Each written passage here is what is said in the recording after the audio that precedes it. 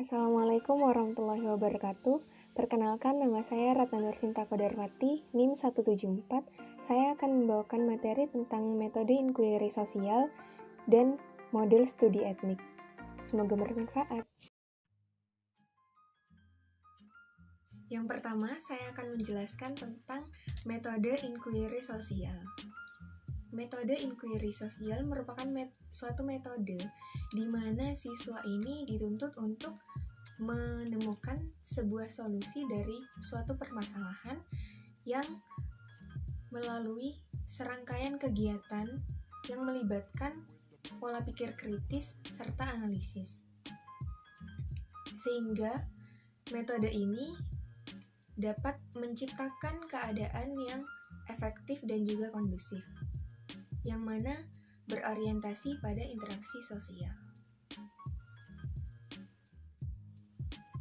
Yang selanjutnya adalah karakteristik metode inquiry sosial. Yang pertama, adanya aspek dari masalah sosial yang dianggap penting di dalam kelas yang mampu mendorong aktivitas siswa. Di sini siswa sebagai subjek belajar, siswa tidak hanya menerima pembelajaran secara verbal dari guru, namun siswa juga berperan dalam mencari sebuah solusi dalam masalah sosial. Yang kedua, perumusan hipotesis sebagai fokus inquiry. Yang ketiga, pengikutsertaan fakta dalam penyajian data, di mana data-data tersebut berdasarkan pada fakta dan juga kenyataan yang ada dalam sekitar. Yang selanjutnya adalah tahap pelaksanaan metode inquiry sosial. Menurut Wina Sanjaya, tahapan proses pembelajaran inquiry sosial dapat dilakukan melalui tahapan-tahapan berikut. Yang pertama adalah tahap orientasi.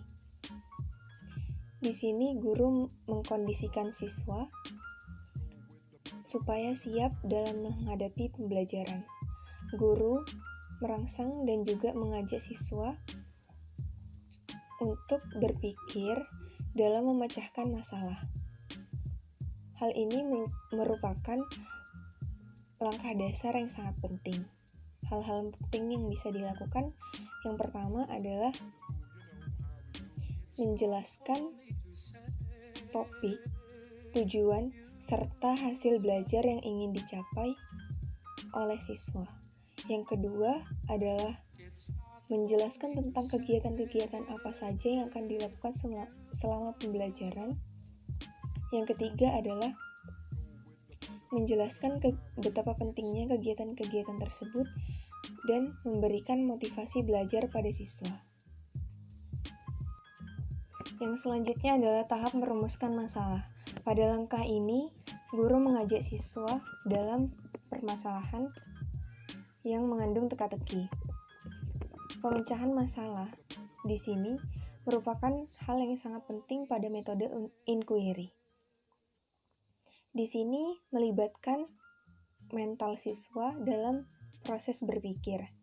Beberapa hal yang harus dilakukan dalam merumuskan masalah adalah yang pertama di sini masalah tersebut melibatkan siswa, yang kedua masalah yang dikaji benar-benar masalah yang mengandung teka-teki, kemudian yang ketiga masalah tersebut telah dikaji bersama siswa. Jadi guru harus memastikan bahwa permasalahan yang sedang dikaji siswa itu pernah dibahas sebelumnya dan siswa sudah mengetahui latar belakang tentang permasalahan tersebut. Yang ketiga adalah tahap merumuskan hipotesis. Hipotesis merupakan jawaban sementara.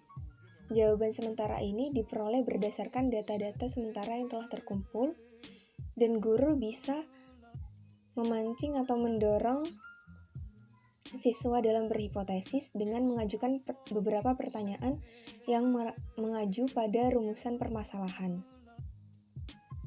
sehingga siswa dapat memiliki hipotesis yang akurat dan juga berdasar pada data-data serta fakta yang berlaku dan didapatkan di sekitar. Tahap keempat adalah tahap mengeksplorasi atau pengumpulan data.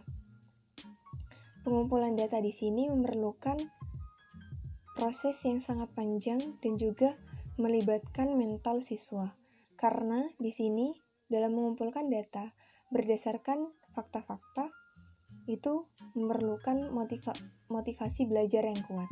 Sehingga di sini siswa harus memiliki keyakinan dan juga kemauan yang besar dalam mengumpulkan bukti-bukti yang mendukung latar belakang permasalahan tersebut. Selanjutnya adalah tahap kelima, yaitu tahap menguji hipotesis. Proses ini menentukan jawaban sesuai atau tidak berdasarkan pada data atau informasi yang telah dikumpulkan. Yang terpenting di sini adalah tingkat keyakinan siswa dalam memberikan jawaban, yang mana guru menilai atas keakuratan jawaban yang diberikan. Tidak hanya sekedar berdasar pada argumentasi, namun harus berdasar pada landasan dan bukti konkret serta data-data yang dapat dipertanggungjawabkan. Terakhir adalah tahap ke-6, tahap generalisasi atau menentukan kesimpulan. Di sini siswa mendeskripsikan temuan yang diperoleh berdasarkan hipotesis yang telah diuji. Setelah itu, guru diharapkan bisa menyampaikan data-data yang relevan yang berkaitan tentang permasalahan yang telah siswa kaji tersebut, sehingga siswa dapat menyampaikan kesimpulan yang akurat dan diharapkan siswa dapat mengerti tentang permasalahan tersebut. Selanjutnya adalah kelebihan metode inquiry sosial. Yang pertama, metode inquiry sosial ini menekankan pada aspek kognitif, afektif, dan juga psikomotorik, sehingga pembelajaran lebih bermakna. Yang kedua, metode ini fleksibel karena memberikan ruang bagi siswa untuk menerapkan gaya belajarnya. Yang ketiga,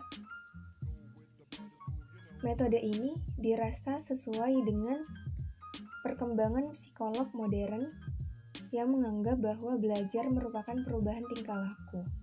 Yang keempat, metode ini cocok untuk siswa dan tidak mempengaruhi siswa yang memiliki kebutuhan di atas rata-rata.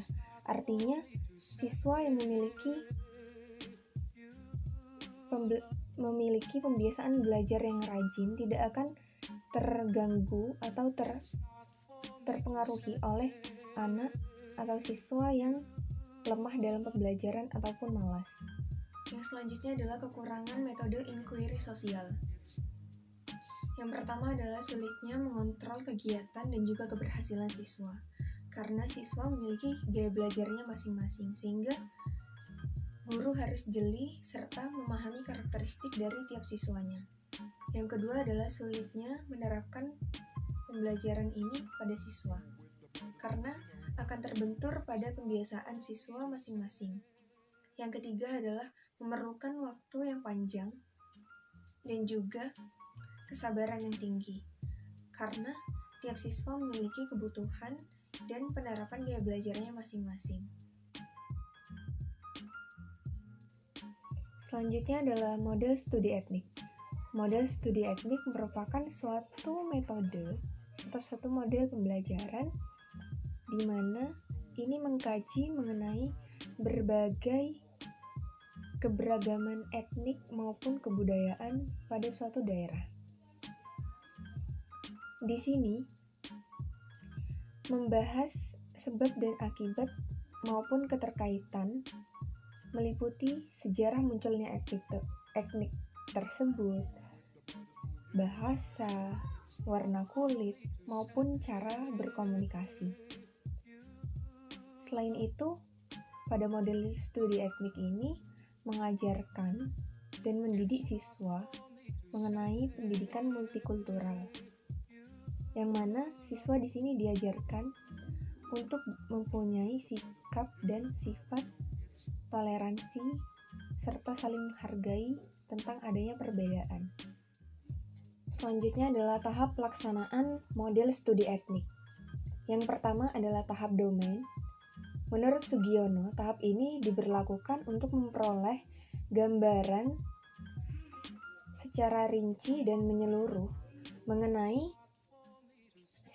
situasi sosial dari objek penelitian, yang mana data diperoleh dari Grand Tour dan Mini Tour question.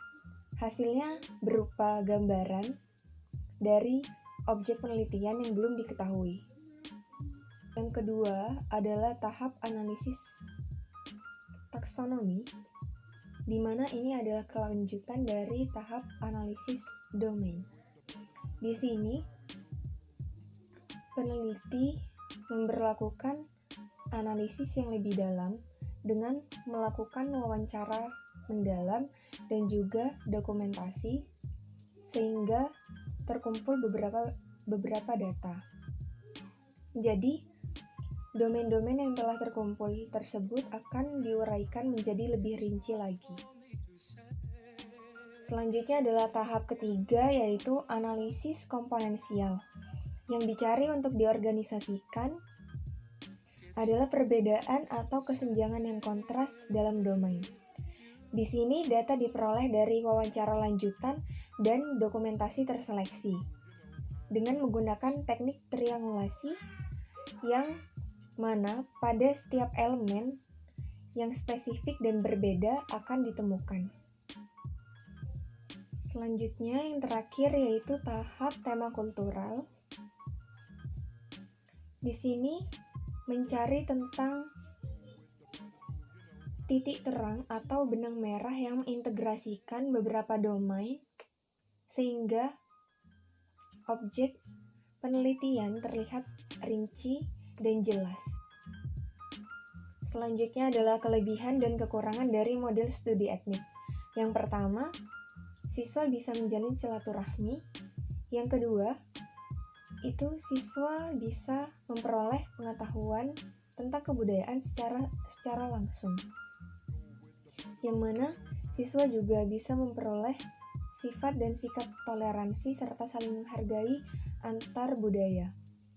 Namun kekurangannya adalah guru dan siswa tidak memperoleh kepercayaan yang banyak dari masyarakat.